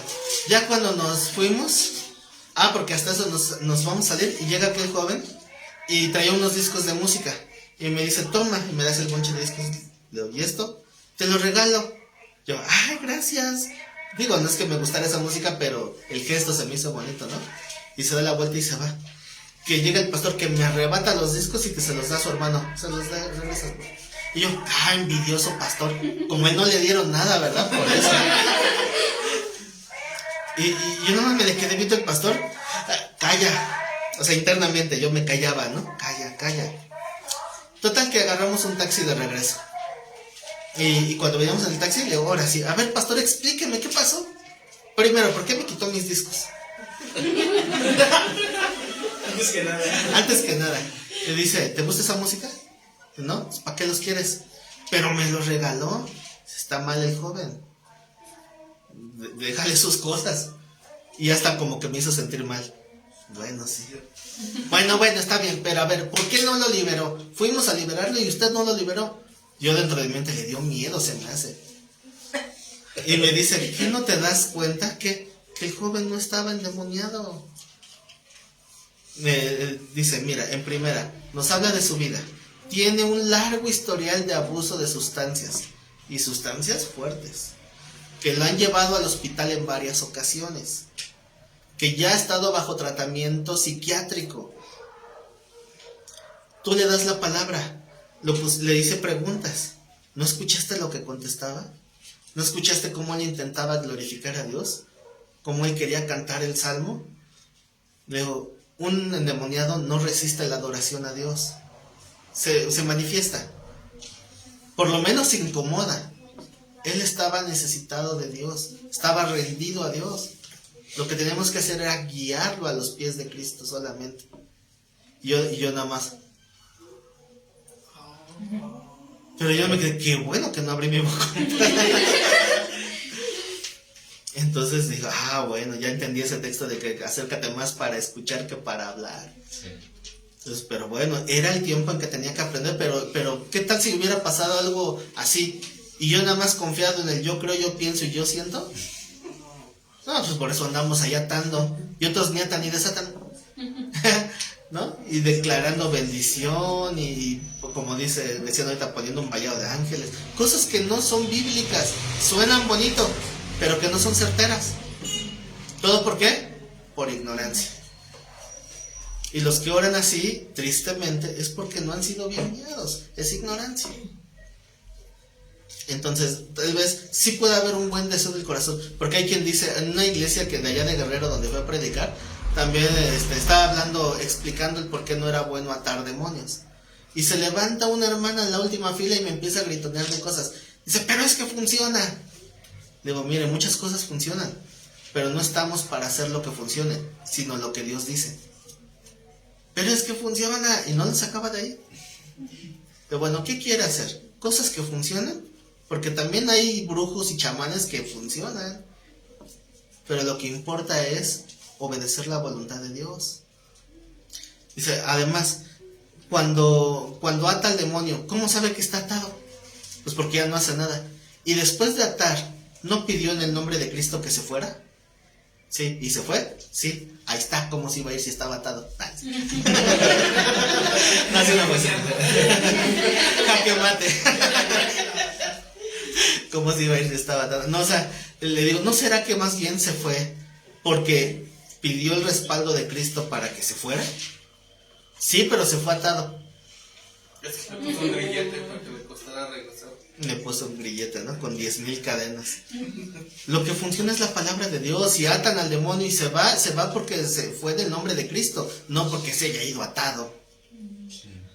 Y así, bueno, regresemos entonces otra vez al tema. Bueno, son contextos, si se dan cuenta, ¿no? Estamos fundamentando la interpretación de esta parábola. Entonces, tomaron, el 4 más las prudentes tomaron aceite en sus vasijas juntamente con sus lámparas. Y tardándose el esposo, cabecearon y se durmieron. ¿Quiénes? Todas, porque a veces dicen, esas insensatas que se duermen. No, pues aquí todos se duermen. Digo, las vírgenes de la parábola se duermen. Es que es el calor ahí. Luego de repente llegan al estudio y llegan así bien animosos con su Biblia. Ya después ya están en la Biblia así. Dije, ahí está orando. ¿No?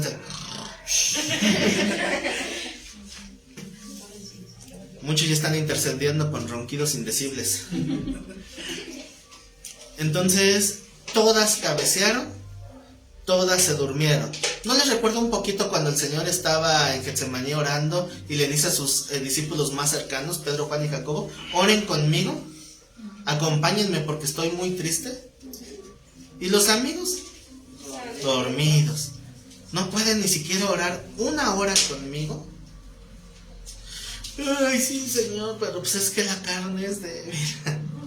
Sí, la carne es débil. Nuestra debilidad nos hace cabecear y dormir. ¿Saben cómo se aplica la interpretación de cabecear y dormir? Así.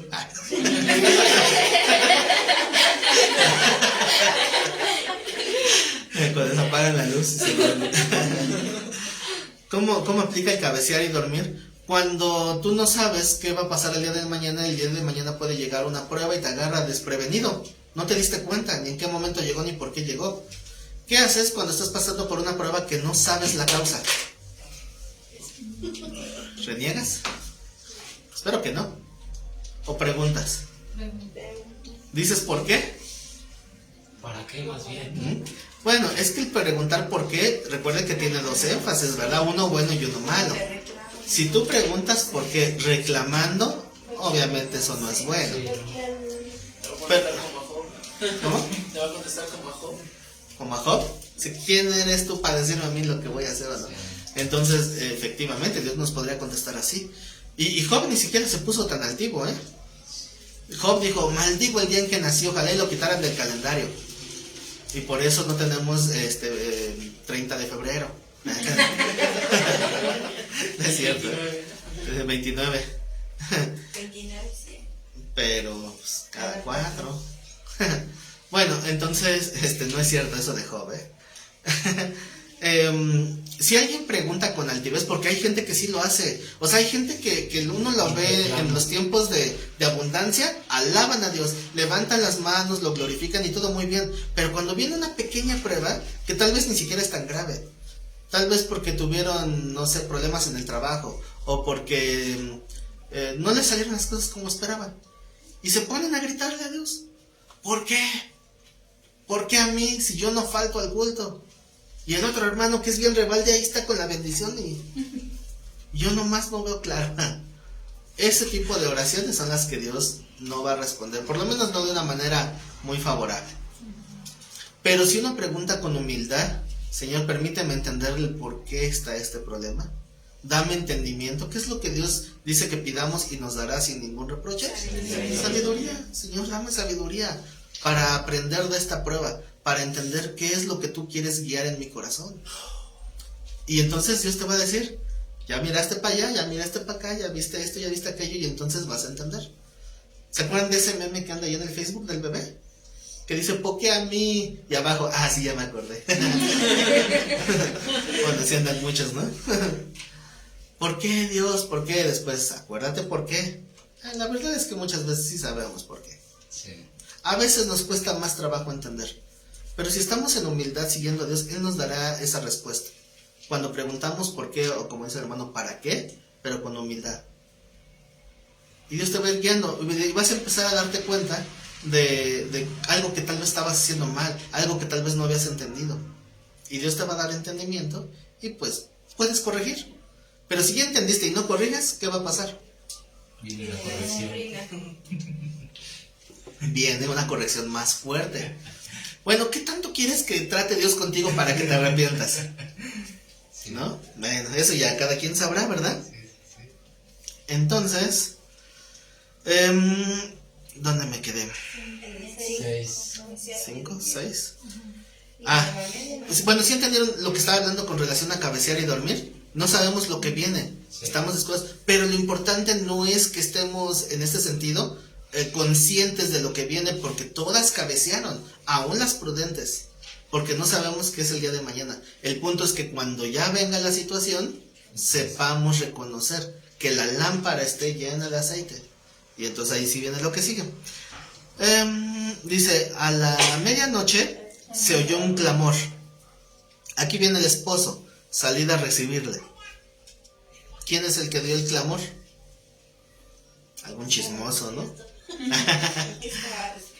Que seguía despierto, ¿no? Era el aviso de que ya viene el novio, ahí viene el novio. Pero en lo espiritual, ¿cómo lo interpretamos? Son las señales. Recuerda que el contexto es, ¿qué señales habrá de tu venida? Entonces, ahí está ese clamor, el clamor de un aviso. No, o sea, la palabra clamor no la encasillen a que vamos a clamar, no, aquí está hablando de un clamor de aviso, de despertarte, ponte buzo porque ya ahí viene el Señor. Cuando ven que, no dijo así el Señor, cuando vean que todas estas cosas acontecen, estén listos y preparados porque está cerca. No sabes el día y la hora, pero lo que sí sabemos es que está cerca. Imagínense, Pablo pensó que le iba a tocar estar en el arrebatamiento. Pasaron 2000 años y muchos se confían, ni va a venir. No, y cuando menos te lo esperes, pasa. Les cuento rápido una anécdota que me acordaré. Hace aproximadamente unos 5 años, estaba predicando, justamente en el lugar donde ahorita estamos los domingos en la mañana, el mismo lugar, y estaba ahí predicando, pero resulta que la bocina que tenía falló, y se oía, que es incómodo, ¿no? Y para colmo, estaba usando la bocina en un salón tan pequeño porque tenía la garganta cerrada. Entonces, ¿se imaginan? No podía ni hablar. Y quería usar la bocina para que me alcanzaran a escuchar. Y con ese sonido, no, pues parecía misa de aquellas, ¿no? Creo que nadie me entendía nada. Parecía José José en los últimos Gracias, hermano. Entonces, después de un rato de estar predicando, pues yo los veía todos así cabizbajos, así como que el espíritu les llama, ¿no? Dije, no, estos hermanos ya. Dije, y yo nada más los veía y dije, ay Dios, ¿por qué permites esto? O sea, no puedo yo hablar así bien, yo quiero gritarles, ¿no? Decir, despierten, pero no podía. Creo que la bocina salió peor, entonces dije, ni me están oyendo. Y que empiezo, así de la nada, cambié el tema y hablé del arrebatamiento. Y si yo trataba de levantar la voz. Y algunos medio me escuchaban, pero no sabían ni qué estaba diciendo, o sea, ni cuenta se dieron que cambié el tema. Y entonces, el Señor vendrá como ladrón en la noche cuando menos lo esperes. Puede ser en 10 años, puede ser en 5 meses, puede ser en 10 segundos, o puede ser... Pero estaba yo hablando así, y así hablando que apago la bocina de golpe. Ya ven que truena. Y cuando la hago así, puede ser en 5 minutos y pasa que apago la bocina y se pasa. Y algunos... No se preocupen, aquí estamos. Pero así les puede pasar. Pero bueno, lo que no aprendieron en media hora que llevaba predicando, lo aprendieron en 5 segundos. Pero bueno, algunos me comentaban que les quedó ese recuerdo de que de repente sintieron como que estaba hablando. Ay, estaba hablando de arrebatamiento y voltean. Ah, no, ahí están los demás dormidos. Entonces no fue el arrebatamiento.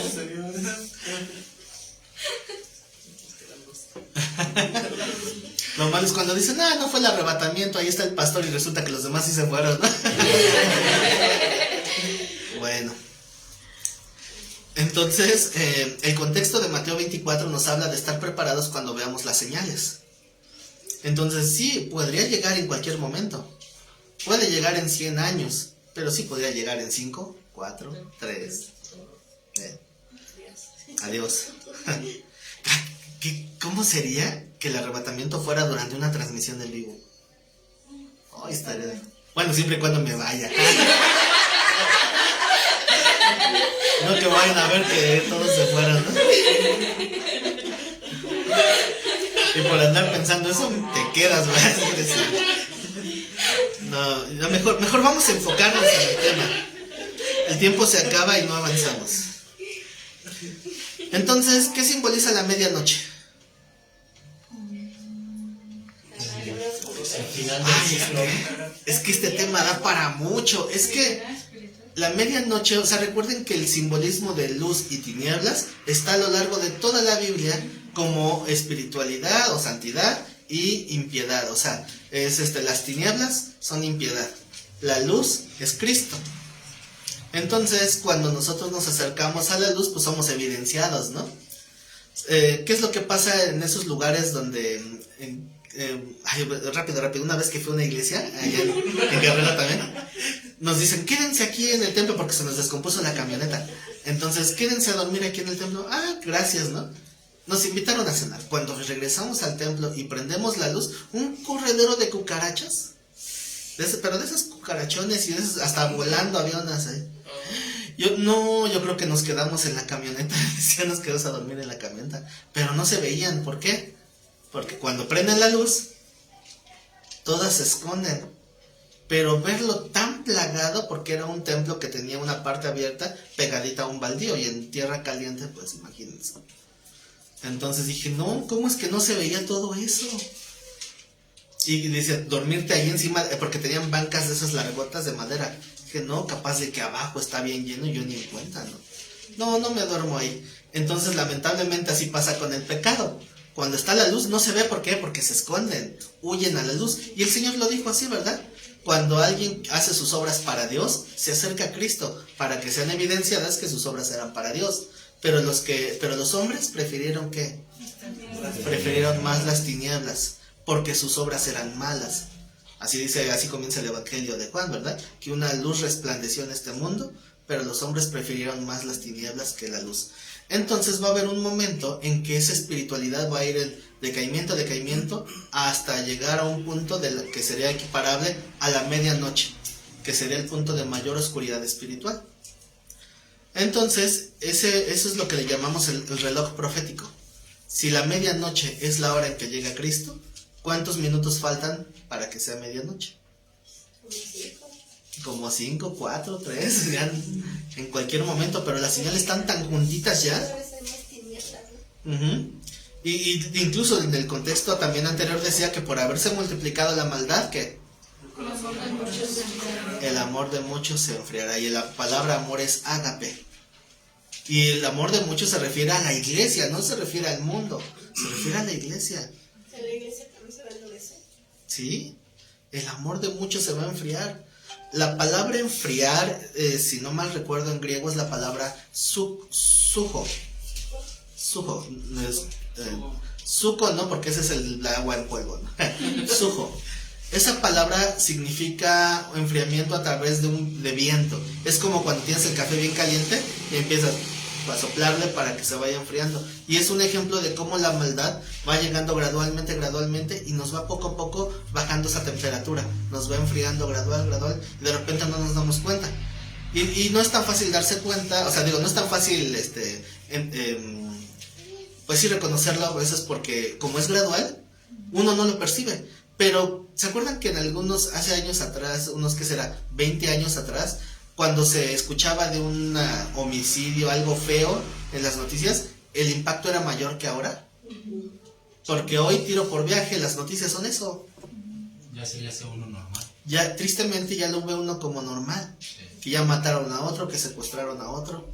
Como la pandemia también ya se les hace así como que... Sí, se van acostumbrando, es ese soplo. El corazón se va enfriando.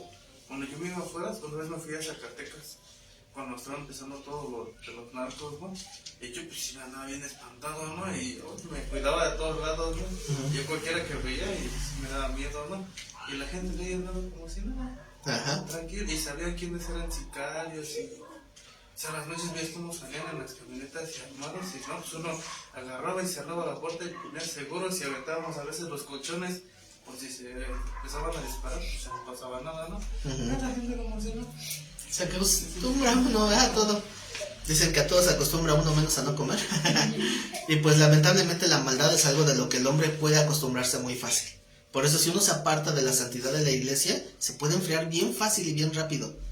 Y cuando de repente tú decías, ay, me acuerdo esos días en que ya quiero que llegue el domingo, ya quiero porque escuchar la palabra de Dios, para decir, uy, ¿dónde están esos, no? Y de repente dicen, ay, hoy no quiero ir a la iglesia. ¿Se acuerdan de esa historia? El joven que decía, hoy no quiero ir a la iglesia. Y su mamá le dice, mira, te voy a dar 3 razones para las cuales tienes que ir a la iglesia. Razón número 1, porque es domingo, es el día del Señor. Razón número 2, porque Dios te puede hablar en la prédica, ¿no? Y la razón número 3, porque eres el pastor, hijo.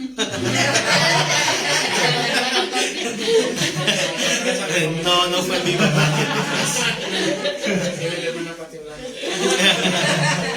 Le dije que no dijera nada. Entonces, pero sí muchos hermanos sí veo que les pesa a veces, sí. Ay, hoy no tengo ganas de ir. Y luego dicen, pues es que hoy ni quería venir. Ah, gracias por decirme. ¿Qué ánimos me da? Pero bueno, es una realidad. Para muchos se les vuelve un pesar. ¿Por qué? Porque tal vez su corazón se ha ido enfriando. Y ya olvidaron, como dice en Apocalipsis, ese primer amor. ¿Verdad? Así que hay que tener cuidado. Entonces, todavía les causa emoción escuchar la palabra. Ya dicen, ya voy nada más para que el pastor no se sienta mal. Y después nos están echando pedradas que no vamos. Y que... con que si era eso, ya los caché. Es para recuperar el domingo pastor. Entonces, fíjense, yo como nada más tenía una reunión en la iglesia los domingos antes, en la iglesia que estaba, para mí era como que ya quiero que llegue el domingo, ya quiero que llegue. ¿Por qué? Pues había música en vivo, había la palabra, y ya cuando terminaba el culto decía, ya se acabó, es otra clasecita, échese otra prédica, pastor, todavía aguanto, todavía no me duermo. Pero pasa el tiempo y uno se empieza a convertir en rutina. Así de gradual es el enfriamiento del corazón. Y la maldad está así. Entonces uno puede, así como en esta parábola, de repente dormir. ¿Por qué? Porque llega la medianoche. Y entonces se escucha el clamor. El clamor son esas señales que ya nos había dicho. ¿Qué anuncian las señales? Pues que ahí viene el novio, ¿verdad? Estate preparado porque ahí viene el novio. 7. Entonces todas aquellas vírgenes se levantaron y arreglaron sus lámparas. Y las insensatas dijeron a las prudentes, dadnos de vuestro aceite porque nuestras lámparas se apagan. Esto sería equivalente a, ora por mí, tú que tienes más unción, o dame un poco de tu unción.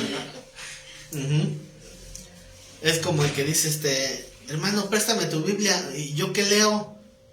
Préstamela, no seas así. Pero muchas veces es eso, ¿no? O sea, ¿qué es el aceite? Es la unción. Y hubo un tiempo en que se puso bien de moda eso de compárteme tu unción.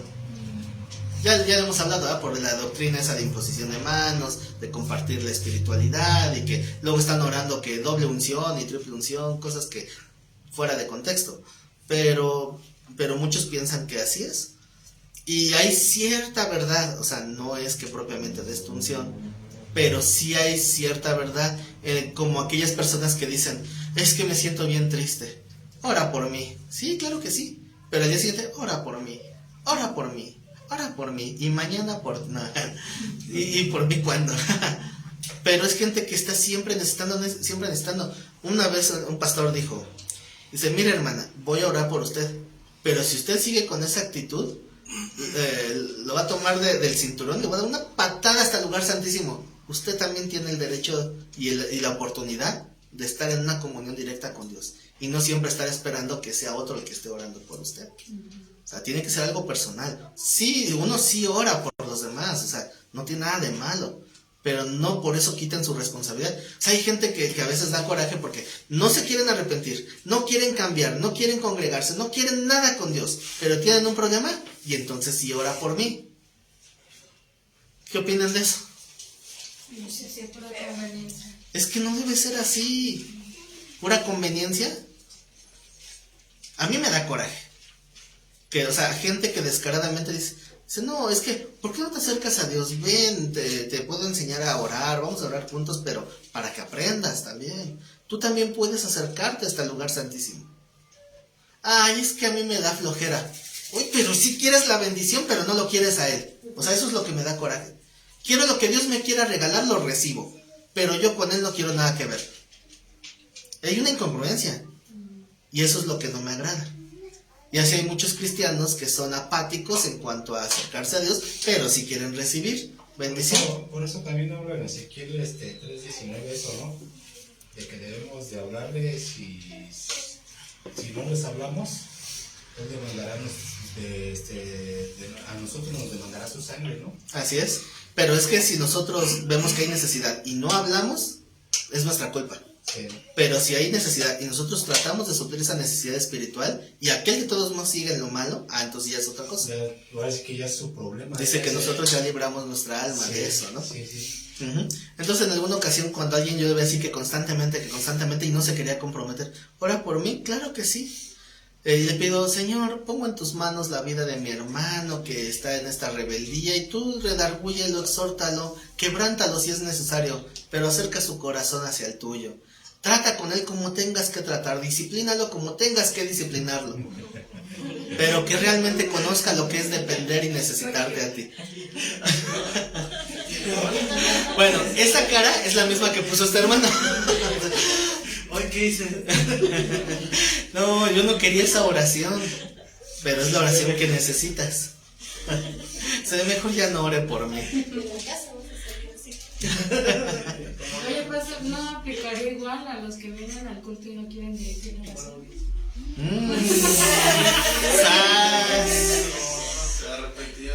Conste que no fui yo.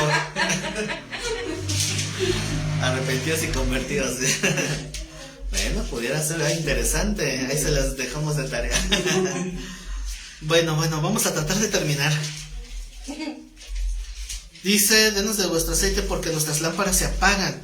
Esto de lámparas se apagan significa siento que pierdo comunión, porque se entiende que la llenura del Espíritu es comunión, ¿no? Entonces muchos dicen, es que como que no percibo a Dios. Oye, pues busca a Dios. No pongas la mirada en el cristiano de al lado, sino en Dios mismo. Él es la fuente de la luz. Y eso es lo que dicen las sensatas. Mas las prudentes respondieron diciendo, para que no nos falte a nosotras y a ustedes, id más bien al que vende y comprad para vosotros mismas. O sea, vayan a con quien tienen que ir. Pero eso de que no nos falte a nosotras también significa que desatendamos nuestra comunión por tratar de suplir tu necesidad. Porque esta parábola no está hablando del amor al prójimo. ¿Sí se entiende, verdad? El tema no es hablar del amor al prójimo porque ahí se aplicaría diferente. Aquí estamos hablando de mi comunión con Dios. No es descuidar mi comunión por quererme sentir la Madre Teresa. ¿Se me explico? Más las prudentes... ya está. El 10. Pero mientras ellas iban a comprar, vino el esposo, y las que estaban preparadas entraron con él a las bodas, y se cerró la puerta. Después vinieron las otras vírgenes diciendo, Señor, Señor, ábrenos. Mas él respondiendo dijo, de cierto os digo que no os conozco. ¿Por qué? Porque no tenían comunión, no estaban ahí. Velad pues porque no sabéis el día ni la hora en que el Hijo del Hombre ha de venir. Entonces la parábola termina en el 12, pero en el 13 es la conclusión del porqué de la parábola. Que hay que estar preparados ¿con qué? Con la palabra y en comunión. Si te falta la palabra o te falta comunión, a lo mejor y te quedas fuera. Porque esto está hablando de las bodas del Cordero. Ahí también aplica lo que es velar y orar. Recuerden que el Señor decía eso, ¿no? Velad y orad para que no entréis en tentación. Y la tentación es también el enfriarse, el apagarse. Recuerden que la voluntad de Dios es que nosotros seamos una fuente de agua viva. O sea, si nosotros estamos representados como vasitos de barro y el agua viva es símbolo del Espíritu Santo, ¿a qué nivel de agua están? Porque si alguien me dice que el ideal es estar al 100, se equivocan. El ideal de Dios es estar al 110%, porque tiene que estar fluyendo. Estar desbordando. Sí, tiene que desbordar espiritualidad. Tiene que seguir fluyendo para que puedas bendecir a otros y que no te andes enfriando tú por andar orando por otros, ¿no? Pero esa es tu comunión personal. Hay otros que nada más tienen el puro sello del Espíritu. No se les escapa el Espíritu porque está sellado el vaso. Pero ¿de qué sirve si no estás preparado?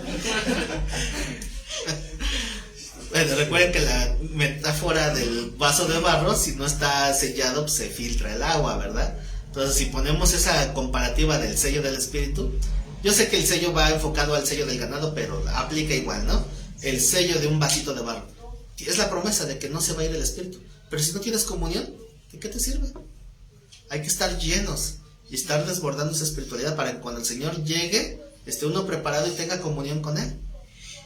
Y no vaya a ser que llegue y en eso, es que ya me iba a poner las pilas. Pues, ¿qué crees que te quedaste? Ponte las pilas para que el anticristo te mande sin cabeza. No te queda otra. No se preocupen, si se quedan fuera, tienen segundo ticket, sin cabeza, por el anticristo. Pero ¿para qué esperar? Y ya para ir terminando esta parábola, recuerden que hay una confusión muy grande en cuanto a que esta parábola habla de salvación, y no es así. La parábola no habla de salvación. Entonces dicen, no, las que se quedaron afuera se fueron al infierno. Por lo tanto, las vírgenes sensatas eran las salvas y las insensatas eran las que se fueron al infierno. No, porque no está hablando de salvación. Además, ¿los que tienen al Espíritu Santo son salvos? ¿Y los que tienen poco Espíritu Santo? También, pero dice la palabra así como por fuego. pero si tienen al Espíritu Santo, dice en Efesios 1:13 por ahí, que esa es la garantía de que somos una posesión adquirida por Dios. Así que de todos modos son de Dios, pero no van a entrar en las bodas. Van a llegar con segundo ticket al arrebatamiento. ¿Entonces usted va a llegar con segundo ticket, pastor? Yo espero que el primero. Porque dicen que quiere ver el arrebatamiento en vivo. No, yo quiero verlo desde arriba. Si usted lo quiere ver desde abajo es su elección, pero yo lo quiero ver desde arriba. ¿O qué? ¿Los que se van no lo ven? ¿No lo ven? No, porque van a llegar a la comunión. Pero va a llegar con los ojos cerrados o cómo. Van a llegar a la comunión. Pero no le hallo la diferencia. No, porque los que lo van a ver son los que se van a quedar. No, los que lo van a ver regresar. Ah, ya. Ah, esos son los que lo van a ver regresar. Y de todos modos la iglesia lo va a ver regresar, pero desde atrás. Sí. No desde abajo. Ajá. ¿Sí? Sí, porque ahí hay hermanos que oran, Señor, yo quiero verte descender en las nubes. No, ahí es donde yo creo que es no, yo quiero descender contigo en las nubes. O sea, porque antes ya viene el arrebatamiento. Pero temas de escatología serán otro día. Por hoy terminamos esta transmisión. Espero que haya sido de bendición y de edificación. Si hay dudas posteriores, bueno, las puedes dejar ahí en los comentarios del video. Y pues continuaremos con las parábolas la próxima semana, a la misma hora y por el mismo canal. No olviden dejar su like, compartir y pues dejen ahí algún comentario, ¿verdad? Así que nos estaremos viendo. ¿Cuándo es nuestra siguiente transmisión? Sábado a las 2 de la tarde, la siguiente clase del instituto con Armonía del Evangelio. Así que nos estaremos viendo hasta entonces.